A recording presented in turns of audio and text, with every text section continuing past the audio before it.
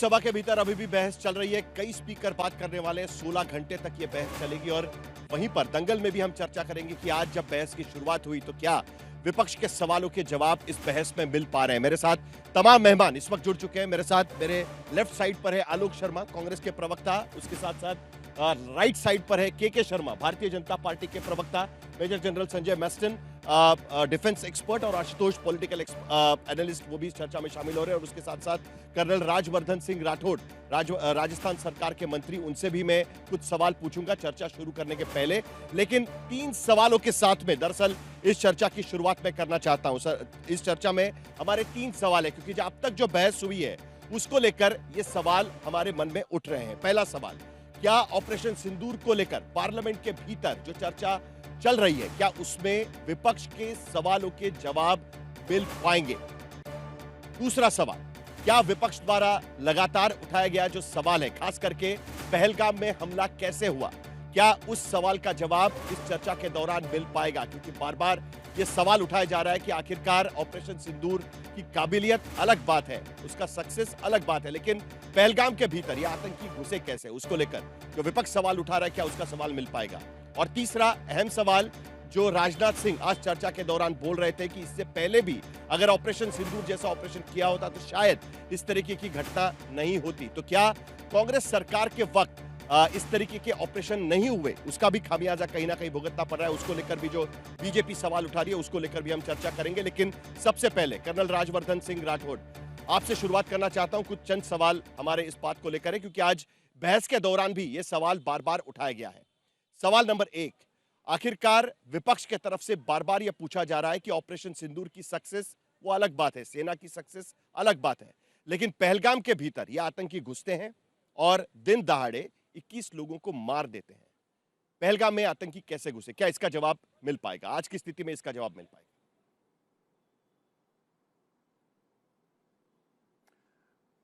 देखिए, जब देश के ऊपर हमला होता है तो अलग अलग फैक्टर्स होते हैं उसके अंदर, और फिर यह होता है कि देश की जो लीडरशिप है वो उसका जवाब किस तरह से देती है।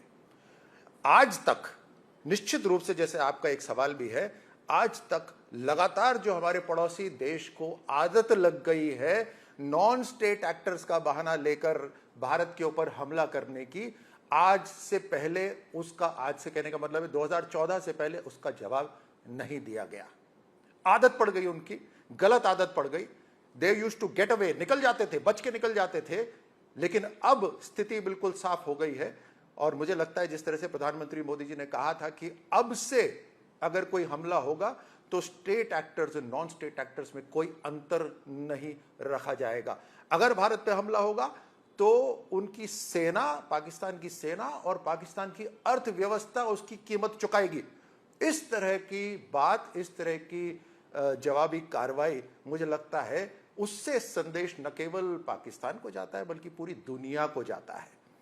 इतना बड़ा भारत है, इतनी बड़ी उसकी सरहद है, इसमें से कुछ लोग, हालांकि लगातार हमारी टेक्नोलॉजी इस तरह से हम बढ़ा रहे हैं, उसको आत्मनिर्भर भारत के अंदर बना भी रहे हैं ताकि कोई दूसरा देश उसको जैम ना कर सके, उसको रोक टोक ना कर सके।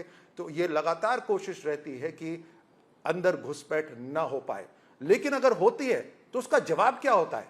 2008 के अंदर जो ताज होटल में मुंबई में हमला हुआ था, कितना बड़ा हमला हुआ था। उसके बाद उस समय की सरकार ने हथियार टेक दिए थे इनके सामने, कोई जवाबी कार्रवाई नहीं हुई। ये महत्वपूर्ण है कि एक संदेश चला जाए कि जो अगर हम पर हमला करोगे, लेकिन तो उसके हम बावजूद संहार आज करेंगे। गौरव गोगोई जब संसद में बात कर रहे थे तब उन्होंने इसी मुद्दे को छुआ और कहा कि अगर यही बात है तो उरी के बाद सर्जिकल स्ट्राइक किया गया, उसके बाद पुलवामा के बाद बालाकोट का स्ट्राइक किया गया, लेकिन उसके बाद भी कश्मीर में आतंकी गतिविधियां नहीं रुकी, जो घुसपैठ है वो नहीं रुकी, स्टेट स्पॉन्सर्ड टेररिज्म वहां पर नहीं रुका, और उसके बाद भी हम पहलगाम जैसी घटना देख रहे हैं। तो क्या सचमुच में सिर्फ यही वजह है कि उसके वजह से ये चीजें रुक पाती है? क्या ऑपरेशन सिंदूर के बाद आपको लगता है कि सब कुछ रुक जाएगा?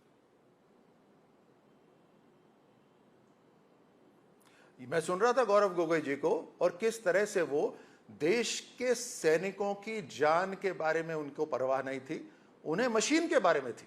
बार बार सवाल उठा रहे थे कि मशीन को नुकसान हुआ या नहीं हुआ। आप सोच समझ सकते हैं कांग्रेस की विचारधारा क्या है, जबकि बिल्कुल स्पष्ट है कि भारत के सैनिकों का नुकसान नहीं हुआ और भारत ने बिल्कुल ग्रेडेड हमला करा सबसे पहले उनके आतंकी ठिकानों को, उनके ना सिविलियन एरियाज को ना उनकी सेना को।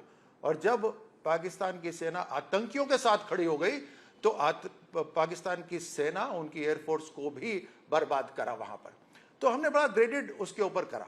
तो निश्चित तौर पे कांग्रेस की जो विचारधारा है वो दिखाई दे रही थी। अब आपका जो सवाल है कि क्या ये फुल स्टॉप हो जाएगा यहां पर, उसी की तरफ तो ये कार्रवाई हुई है कि आज नहीं हो रहा फुल स्टॉप तो कल जरूर होगा, क्योंकि हम जो मुंह तोड़ जवाब देंगे उससे पाकिस्तान को बड़ी कीमत चुकानी पड़ेगी।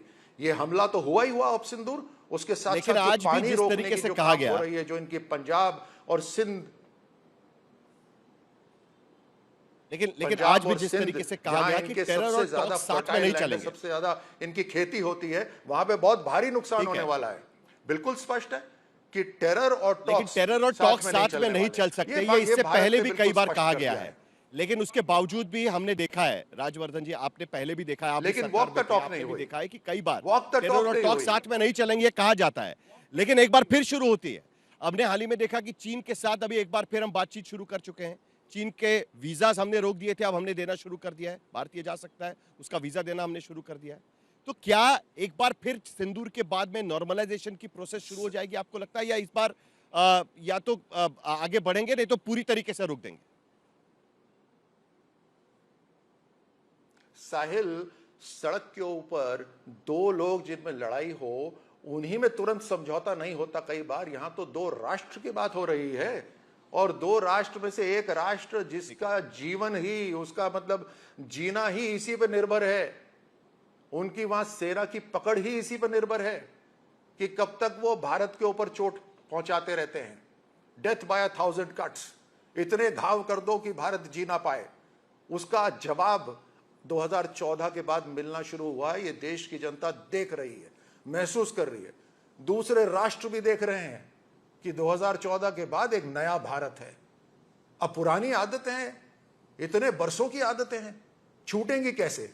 और फिर पूरा का पूरा पाकिस्तान की सेना का जो अस्तित्व है केवल इसी पर टिका हुआ है।